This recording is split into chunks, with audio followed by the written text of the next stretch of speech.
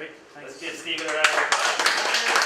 He's going to share the very details of the near-death experience that starts face every day. Yes. Every hour. Every hour, every day. So I'm just going to turn it over to you, and then content for 20 to 40 minutes, and then Q&A, hardcore. Let's learn from what you've been through. Okay, great. Thanks, Chris. I really do want to thank Chris and Kevin and the guys here for having me out. It's a great opportunity. One thing, I've been doing this for a couple of years and seen that I feel like there's a little bit of a hole in the Northeast area between when you have an idea and how you get to a certain point. And I think this is like a perfect bridge between that. So I really appreciate the opportunity to come out. Again, my name is Steve DePaul, and I am co-founder of Poolato. And I'll just tell you kind of what Poolato is, who I am, where we got the idea from, what we've been doing in the last couple of years, and then if we have time, we can even go through some of what the product looks like. But Poolato, the elevator pitch is that it's a mobile and social application that allows lottery players to pool their lottery tickets over their smartphones through their contacts and their social networks in a legal and safe environment. Lottery is $60 billion a year in the U.S. alone. That's 2.5 times the size of the NHL, NFL, Major League Baseball, National Hockey League put together. It's an enormous market that most people don't want to admit that they play into. 30% of all lottery sales go to lottery pools.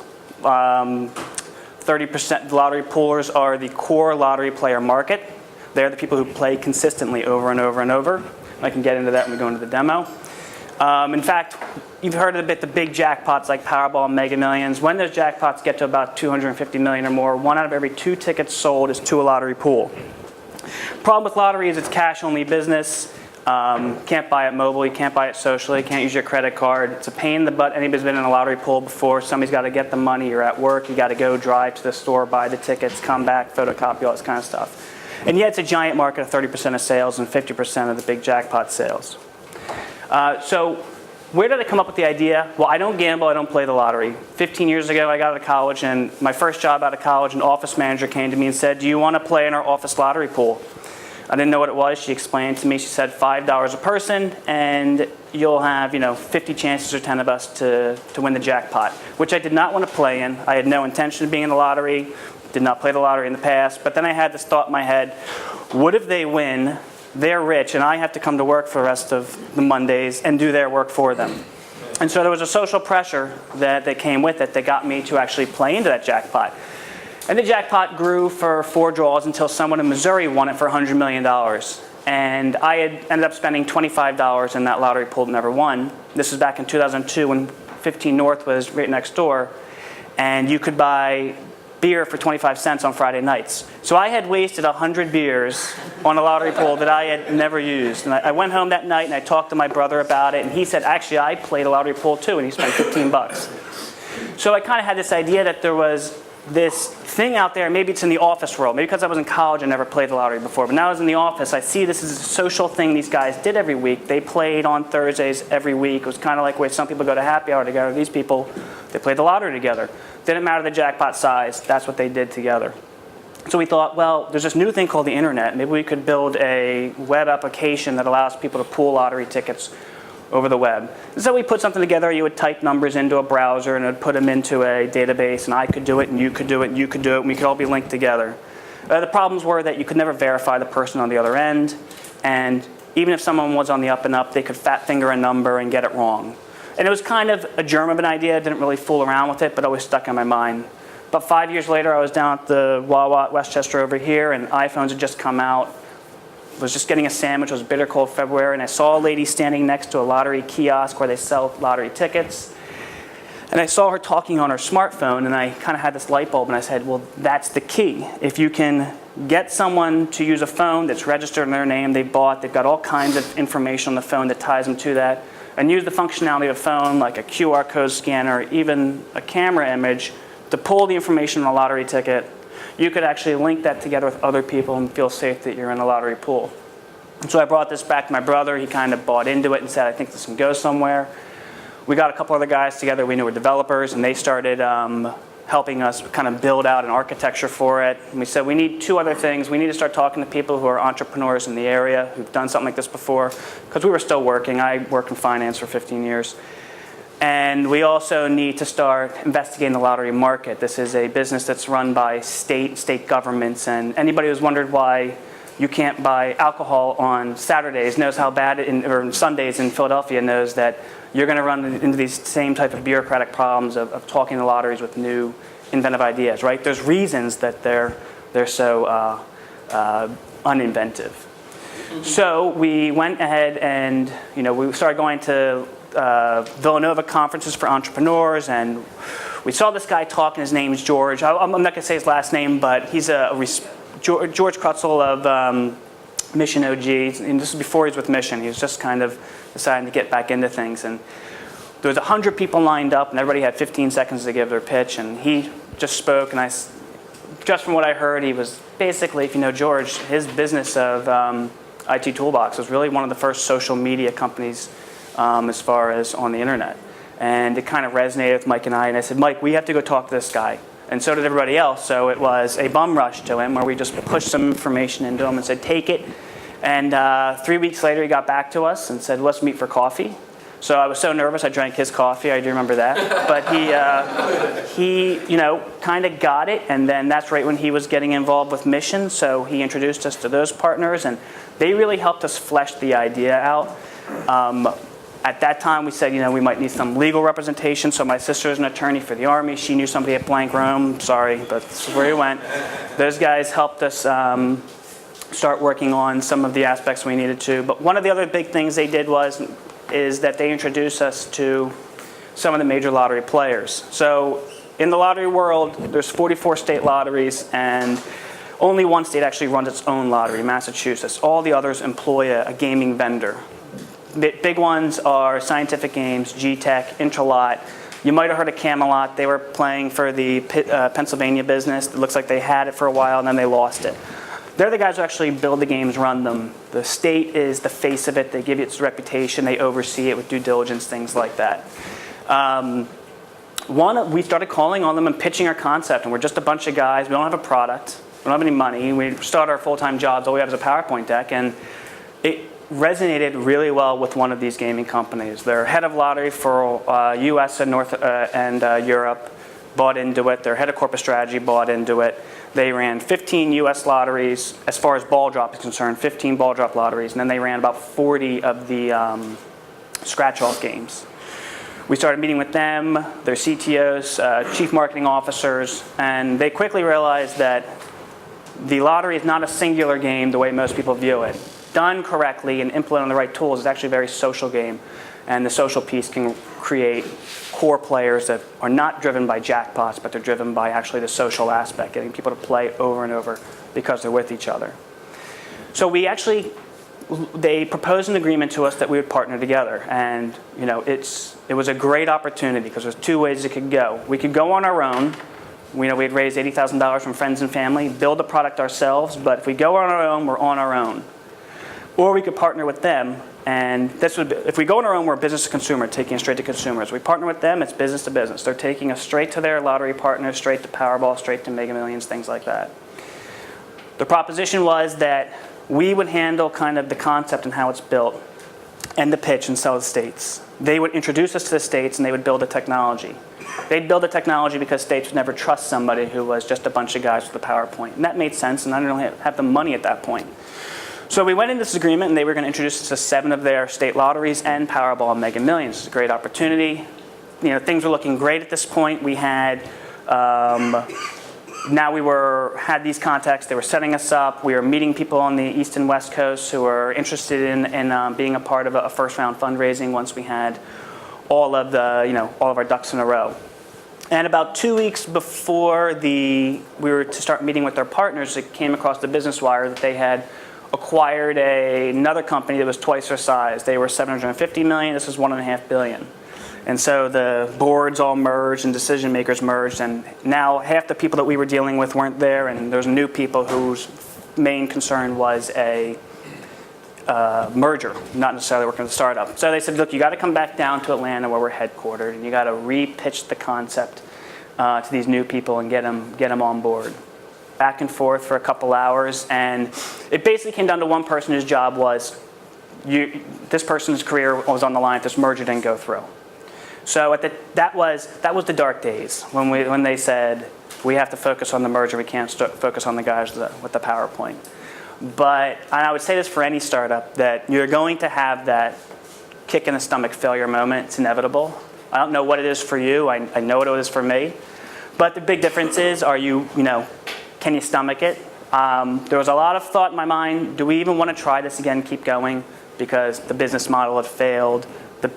The partners who said they wanted to fund it were saying, well, you don't have the partnership right now. So where are you going to go with this? And I had left my job. And there was like a stagflation where you just kind of let things go until one day, those feelings disappeared and we thought about it and we realized that the business model we were going on with them was a nice model. That would have been a lucrative, nice business. But that was a quick way to get into a market. Whereas if we go on the original way of straight to consumer, there are certain types of problems we run into there, but controlling the player and having access to the player is the true monetizing piece of this concept. So in a way, we got in, we met them all, we still know them, a good relationship with them, and we made a lot of other connections. But we were able to flesh out this new business model. So if anybody's looked at our social pieces in the past, what we've done is we shut down the entire social aspect, Facebook, Twitter, things like that. Didn't really want to give anybody else any ideas out there. Not that anybody else is even focusing on the social aspect of the lottery. Haven't really realized it. I don't want to give them ideas. So for the last 6 months, we took the concept and rebuilt it away from a business-to-business model, straight to business-to-consumer, so that that eliminates all points of pain. One thing I never want to do in business again is go into an industry in which I have to get permission from somebody else to go forward. So that's kind of where Poolato is right now and where we're moving towards. So do you want me to show the pitch, or do you have any questions? Or? Well, let's see if there's any questions now, and then I think it would be great to see the pitch deck that you have. Just a weird question. Sorry, Ryan. Yeah. Introduce yourself. Hi guys, my name is Ryan. I do eBay and Amazon selling. Just a strange question, but Chris introduced you as having a near-death experience, and he was talking about the business, right, not your real life. Well, that's a good question. Yeah, same thing. Trust me. Yeah, but yeah, kick in the stomach thing. Yeah, that was That's the near death. Do you have a question? Thomas McGrath, freelance art director. You mentioned earlier that in the Northeast there's a gap between an idea and I guess the marketplace. Can you expand upon that or your experience? Yeah, so what I've seen, I've been out to the West Coast and talked to them out there too, and I just feel like there's a different mind. So on the East Coast I find, and it's different now in the last, I say, 3 years. But you're talking about funding. Funding. Yeah. Well, there's two pieces, funding and another piece, and I'll say them both. As far as funding is concerned, what I found is for investors, when you meet potential, and it's changed the last couple of years, but it was out here, it was show me your business plan, show me your, how much, your financials, things like that. And when you have like a startup with a PowerPoint deck, it's not very clear, you have no idea. Whereas on the West Coast, there was a lot of people who might have had created their own business out of nowhere or out of scratch. They bootstrapped it, they turned it into something, and they've got vision. So they might be able to come on at an earlier stage or buy into it. Whereas here, I thought it was a little more technical. So that's kind of like the gulf, I think, of getting something forward. And I think that actually goes in many ways, although it's changing now for when you're looking for maybe potential partners.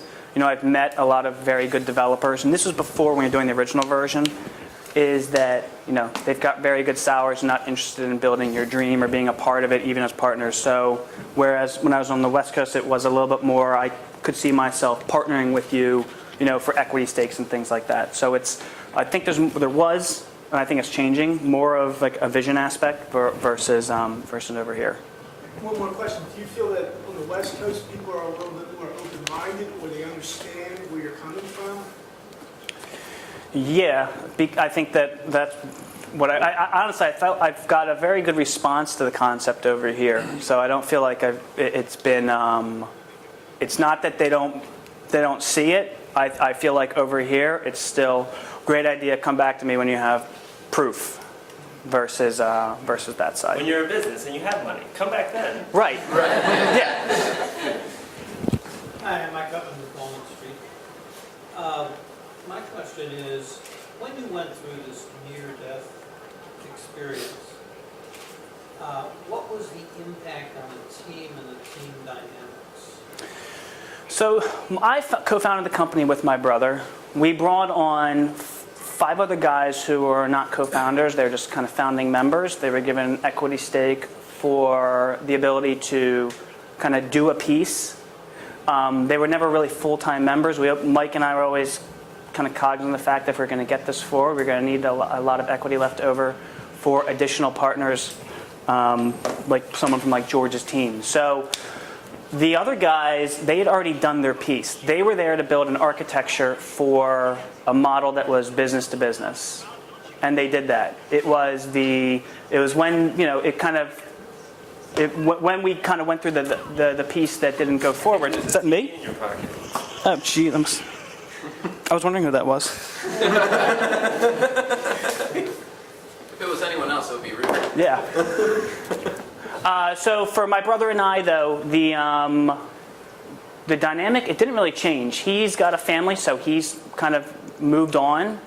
But I already have all of them. I already had all of what I needed to make the concept go forward. And actually, it makes things easier because it allows me to find new partners that are more on the mobile side rather than the architecture side. David Chopko, investment banker and also a teacher. Question for you. Actually, 2 with the last comment you made. You brought 5 people on board. Yeah. You went out with an idea on a B2B product, essentially. The B2B product failed, and you gave equity to people helping you build that B2B product. Are those people that you gave equity to, or is that equity still, have you changed companies so that, or does that equity that you gave out before still have value to the people? I mean, basically you could think of it as 2 different companies almost, because you're coming up with 2 different, I mean, your target changed enough.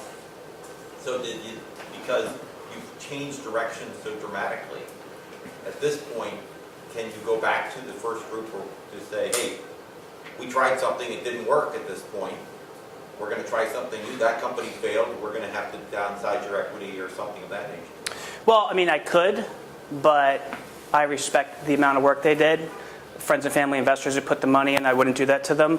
They are all aware that they could be diluted out from the new equity. They don't have that much. So it's not like it's not an amount that would I think inhibit other investors.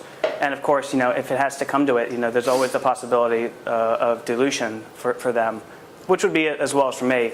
But these were people that I grew up with and things like that, so I'm not going to cut them out completely. I will dilute them though. I mean, that's Follow-up question, which is, it sounds like you're not there yet.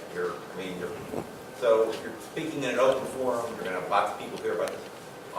What's your concern about someone picking up your idea, grabbing a bigger team, and trying to run with it and getting there before you're going to? Yeah, I mean, that's always possible. I don't think they'll actually catch the entire concept based off a presentation. They could try it. We're at the point where we're looking to build out the team with seasoned developers and things like that. So it always runs the risk. You talk to 5 developers and one says they want to take it with them for themselves or something like that. But if you don't talk about it, if you don't get it out there, you're never going to meet the people who can actually make it go forward. Thank you. Kyle Hudson, Digital Exhibition Systems. So you started out as business to business, and now you're business to consumer. So what are the biggest differences in dealing with, like, I'm sure, you made the comment that, you don't ever want to have to go into a business where someone can tell you have to get permission. So aside from that, what are the benefits and drawbacks of dealing with consumers instead of businesses? Well, going straight to consumer market, we don't need the permission of lotteries or state agencies or anything like that, or these gaming companies. And the way the model was set up before was because we were working through the lottery ecosystem, we needed their permission to ride inside their system. This way we can go straight to the consumer. So, the Like an benefit. app store thing. What's that? It'll be in an app store. It'll be in an app store. They can download it. They can use it immediately. They can use it in any lottery they want. They can use it anywhere in the country. Whereas going through this ecosystem, you get the validity. You get the name PA Lottery behind it or Powerball. And that's huge. And that's That's enormous. But this way you can go straight to market and at least start building a base. The key here is not to stay actually business to consumer. It's for the proof that if you can get 25,000 people using the app or so and take that to the state of Pennsylvania and say, I have a relationship with 25,000 players that you don't have a relationship to, because they don't have a relationship with their players. They don't know the who, what, when, where, and why of their behavior. Neither does 7-Eleven or Wawa or Sheetz, who gets 30% of their sales from lottery, and yet they don't know if you go and buy a lottery ticket today. They have no idea if you went in yesterday or come in tomorrow. So if we can go with that kind of information and say, look, I can give you an entire breakdown, based down to zip code if you want, on the behavior of these people. These people are spending $60 billion in the U.S. market on lottery tickets, and tell you where they go, when they go, why they go, how they go, at what jackpot they're influenced at. Oh, by the way, I can also tell you, although this person didn't win the lottery, they did win $7 because they matched two numbers. That means they have found money. This guy, Kyle, won $50 yesterday on Powerball. He's going to find out in an hour. I know before he does, but he probably hasn't checked his ticket yet. But here, Best Buy, Kyle just won $50, and you can match it to his, some other thing, demographic information that says he probably plays Call of Duty, and Call of Duty comes out. Send him a 5% coupon, direct marketing, or whatever, however they want to reach out to them. It's information you can send right to them. I mean, this is found money. Remember this, $60 billion a year is the lottery sales, but $30 billion of that gets returned in winnings. So for every 50 cents of lottery sales, that's found money just looking to be spent. Imagine you send that. Imagine you got a 7-Eleven and a Wawa right here, and I can tell 7-Eleven every time who just won $7. That's a pack of cigarettes. That's whatever they want to sell. Every time they go in, they can direct the traffic to them. And it's equally beneficial on both sides to know that information. Hi, Suzanne Adams, the Westchester Food Thought. Are you going to disclose to the people who use this app that their information will be sold or utilized for other purposes? Yes. I mean, that is the. If you want to be anonymous, wouldn't use the service, because the service is entirely social. It's entirely there's nothing anonymous about this. And the whole trustworthiness of the system is based on the fact that you can know who the other people are. I understand if people had certain industries you wouldn't want to know, but for things like the lottery, I think it's a cost benefit. I also think that the people who would use the app are more prone to see the value in that versus people who are looking for more privacy. Tim Walker, Peak Leading Group. Just curious, how long was the cycle as far as from inception, putting the pro forma together before you started pitching? Well, the thing is, literally, it started in 2002. Forgot about the 2007 or so, and then immediately. At this point, right? What's that? I said it's you and your brother at this point. Yeah. So put the whole thing together, and then. And then, I mean, I always said, but boy, we really pitched this way too early. We had a deck and it had spelling mistakes, and we were pitching it to Scientific Games, or I shouldn't say her name, but that was the, so the concept was selling itself pretty early, and it's actually a very simple design, the way we build it together. So it was a pretty quick turnaround between getting, now it's changed a lot. That's the thing. We built it a certain way. Target market would, absolutely. And we expanded on, the social market has changed so much. Because when we first started, we were concerned that not enough people had smartphones to use this. And then it just turned into, it was like, well, everybody has a smartphone, and they'll have it by the time we get this out there. They don't even have to worry about that. Another concern was, well, the average demographic of the lottery player is, it's always considered someone who doesn't, not sophisticated, things like that. But it's really not true. It's actually pretty much the average person. Everybody has their price. At some point, everybody buys a lottery ticket, most people. It gets to $300 million or something, and you say, well, that's my number, but I'm not, like the normal person or something like that. So those are the big concerns that have kind of just alleviated themselves. So. I actually have some practical questions. How are you monetizing it? Are you charging for the app itself, or do you plan to sell the information and for advertisers who want to reach them? It would be a free app. Okay. And how actually do they input the ticket numbers? Do they scan it? Does it read the barcode on the card? I'm just fascinated how the app actually works. There are 3 different ways the app can work. There's camera function capability, there's the QR code readers, and there is OCR, just scraping the information off, like when you have a check and you want to upload it from your phone. So it always depends on where we are in the cycle of the company of which one we would be using. The most and the best is working inside a lottery terminal, which is what we are going to do in our original business-to-business plan. That was their proposition. That's fairly guaranteed and accurate. But that again is you've got to get permission model. You can go OCR and camera functionality, and you lose some on that functionality, but it allows you to go straight to market with it. So you have to get permission from the lottery companies to like decode their barcodes or something? You need the Like, barcodes are encrypted. translates it, or- Right. So for the two of the three models, you can go straight to market with. The third model, working inside the lottery system. Now, the one thing about the lotteries is they've really started realizing when they look at Atlantic City is how badly they know that they have to reform their gaming industry, because state of Pennsylvania, as an example, is a $27 billion a year state budget. The lottery returns $1 billion a year of revenue back to the state that covers 1/27th of that. They cannot afford to lose that revenue because there's no other industry in Pennsylvania, including fracking, that could make up that big a shortfall. Including fracking. Well, and they look across at New Jersey, and I said this to them. My grandparents are 95 years old. 20 years ago, my grandparents used to get on a bus and go to Atlantic City and spend money on casinos and food every weekend. And who knows how many schools and whatever they funded in New Jersey, but they're 95 and they don't leave their couch and they watch the Phillies all day now. And that is the same with every other 95-year-old. People stop going to Atlantic City. And Pennsylvania knows that their gaming industry, they're going to fall behind other types of social games that offer gratification to people, even if it's outside of monetary, unless they start to adapt to these, to like the changing environment, especially with like mobile and digital. When you were just saying about your grandparents, that got me thinking. I'm pretty sure every like senior and grandparent plays the lottery. So how is that a challenge for you because they're not technologically savvy? So and do you know what the percentage of like lottery players is seniors? So our target market is not the senior market. We're looking to turn younger people into lottery players because of the social aspects. And I'll show that to you using like Facebook and Twitter and contact lists and things like that. Is to draw people in. Yes, the lottery. I'll say this: the scratch-off lottery can be an older demographic, but the percentages are actually evening out recently on who's playing, who isn't. Young people don't play the lottery, but it's also a function of they don't really have money. And so they're keenly aware of where they should be spending their money or not. But they're looking for, so young people are looking for two things, kind of instant gratification, social gratification. Instant gratification is like an instant ticket. You buy the ticket, you scratch it, you see if you won right there. What do grandparents do on Christmas Eve? They don't buy you a Powerball ticket for all the grandkids. They buy them scratch-offs so they can sit and watch them and see if they scratched it right there.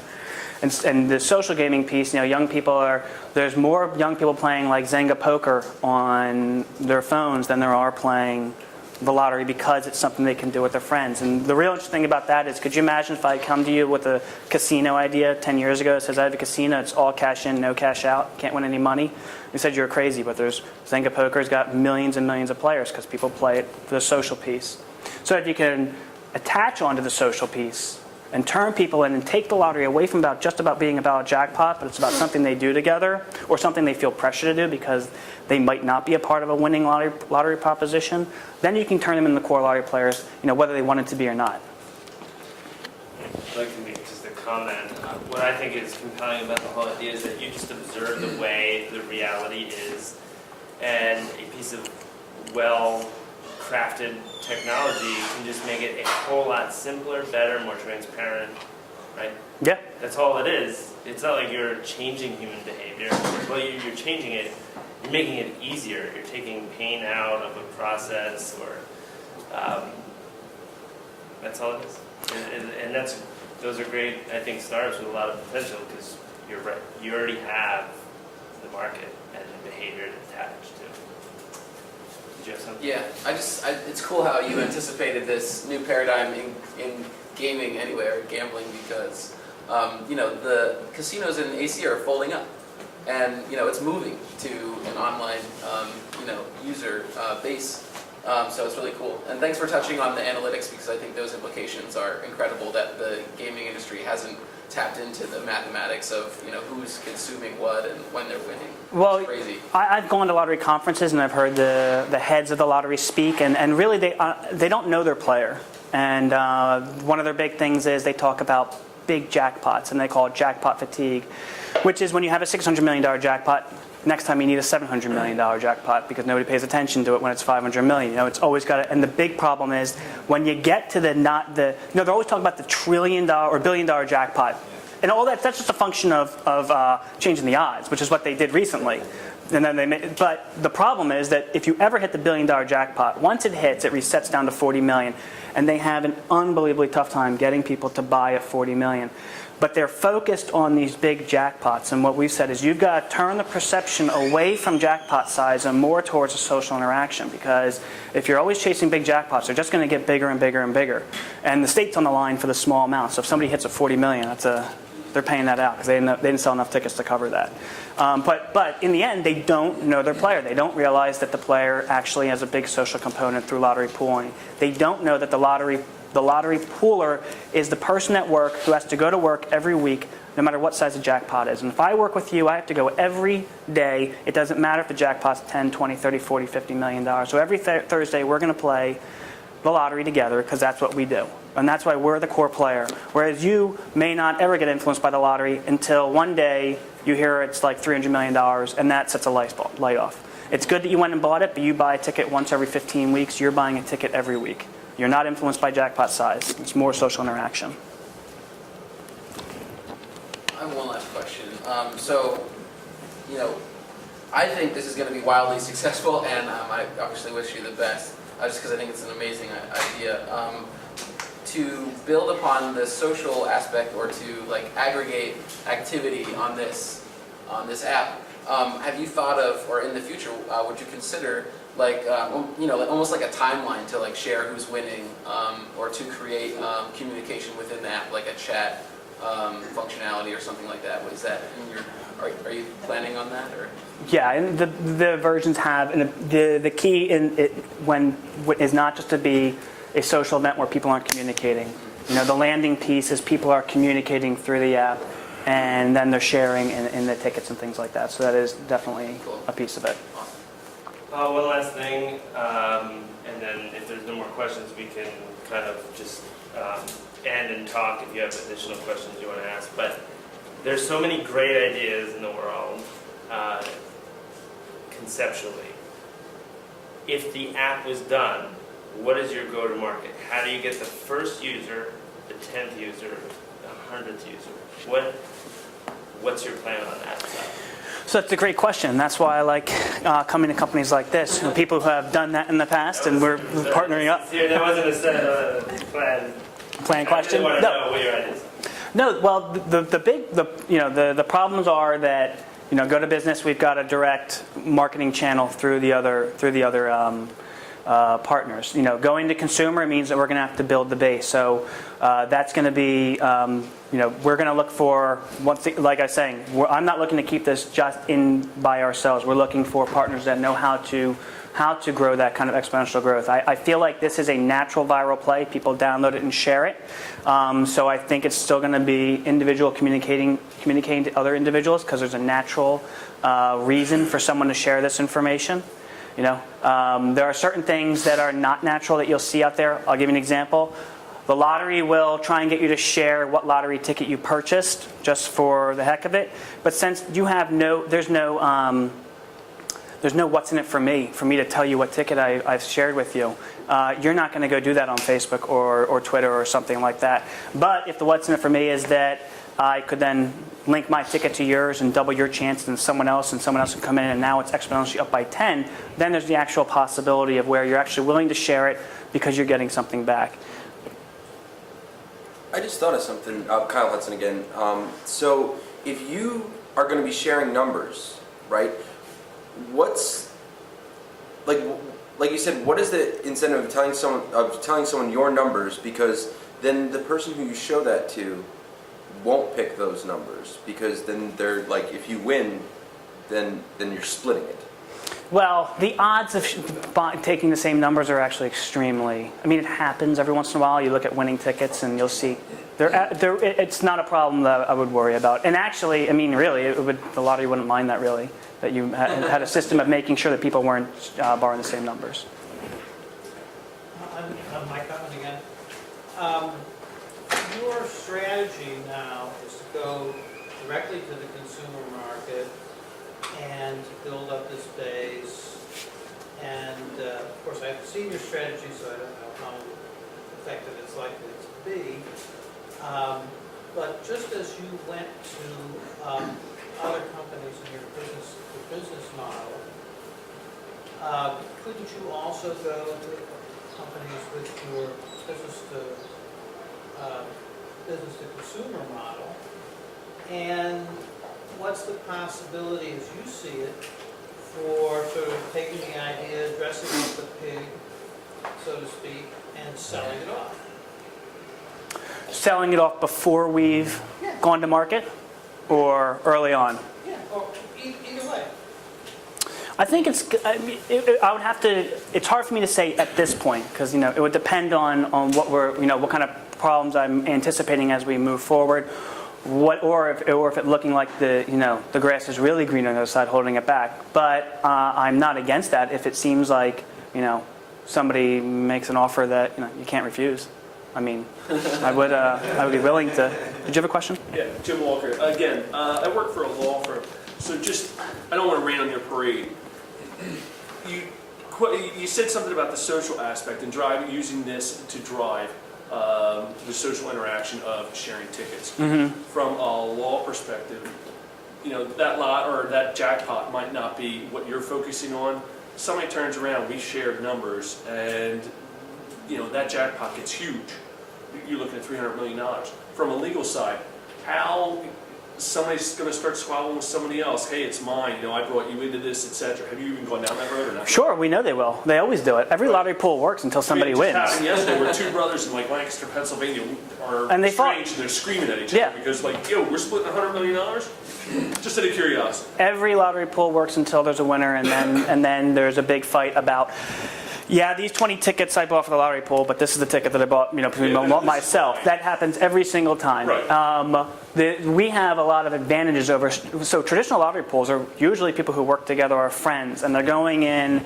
There's no documentation. There's no proof. There are no receipts on tickets. There's no credit card statements who bought what ticket. But states get 3% of their budgets from lotteries, and lotteries get 30% of their sales from lottery pools. So they cater to the lottery pool market. If you say you're in a pool, they immediately don't pay it out. They try to investigate to find out the end. Then what they look at is, can they prove you're in a pool? Yes. Can they prove you ever kicked out of the pool or into the pool? No. Then you're in the pool. So if you and I were in a pool 6 weeks ago, and then I lost my job, but you never communicated to me that I was out of the pool, you're going to lose in court because the pools. I find the whole concept fascinating. Just out of curiosity, whether it was like a timestamp, like, okay, you came to me, we're in this together, the timestamp, or whether it was consent. Yeah. So the current market is the company does not buy tickets, sell tickets, touch tickets, share in any of the jackpot winnings. All we do is facilitate these pools. Right. It's up to the users to go and buy their own tickets. So each user actually still holds in their possession their own ticket. So if they've ever got questioned, they've got possession of the winning ticket. So if we're in a pool together and I win and try and say it's all mine, well, as my company will know before anybody that who the winner was. So we can communicate straight to the lottery and say, lottery pool with these people at these addresses bought these tickets. This is the winning ticket. This is where it was purchased. This is when it was purchased. This is the winner who may or may not come forward. But just so you know, this is the lottery pool they're part of. And these are the other folks. And these are all the other people. Make it better. So with the timeline, it takes basically, you just answered my question, it takes everything out of it. It takes all the legal aspect out of it because you have all the documentation. Yeah, we have documentation that regular lottery pools never have. How much does the state spend dealing with those contentious ownership issues? As far as a dollar amount, I don't know, but they spend. They spend. Let's put this: 3 out of every 10 big jackpots goes to a lottery pool, and pretty much every one of them ends up in court in some way. I shouldn't say every one, but 7 out of 10 someone disputes because everybody knows You are the one holding a $100 million jackpot, and turns out you're only getting $2 million after taxes. Yeah. This is mine. And- I don't know. You But we're guys told friends, me yeah. that I was in the same pool. I don't know who you are. Yeah, so I mean, and it's always going to happen. That's just the human behavior. This way, at least you can kind of show people at the beginning, there's actually no way to cheat the system. And we're kind of tied right into the state lotteries too, with their ear. And the states have a very vested interest in protecting the integrity of pools in general, which they've always. Theoretically, you save the state, you save the taxpayer. Like, you don't have to go to court anymore. Look, I've got all the documentation right here. Yeah, I mean, there's a lot of advantages because they've gone so low tech in their system that each piece that builds upon it, it doesn't necessarily have a. One more question, Lynn, and then we're gonna break. Lynn Walkman, in terms of your sense of psychology, how strong do you think the motivation is for people to start forming certain kinds of self-identifying groups? For instance, I'm not in an office group, but if a nonprofit that I believed in came to me and said it asked me to be part of their lottery group, or a certain percent going to the nonprofit, I would be very interested in doing that. That's actually a great point. It's one of our big selling points. I look at those as our Twitter pools. The goal is to turn the lottery aspirational. So you take people who say follow, like I like Westchester Bulldogs Foundation. I don't play the lottery, but all of a sudden Westchester Bulldogs puts up that they're going to buy 20 tickets, and if you pool in their Twitter pool, that if you win, the Bulldogs get the first 100,000 and you get half, and the players get half also. Then it's like, well, you've completely switched the motivation. It's just like if you're willing to overpay for a jersey at the Flyers Carnival. It's not about the jersey, it's about supporting the charity. So here you're hitting people who had never played the lottery, but now they're willing to because they're supporting the charity. Also, in terms of the psychology, I like the idea of being a sort of anti-eBay.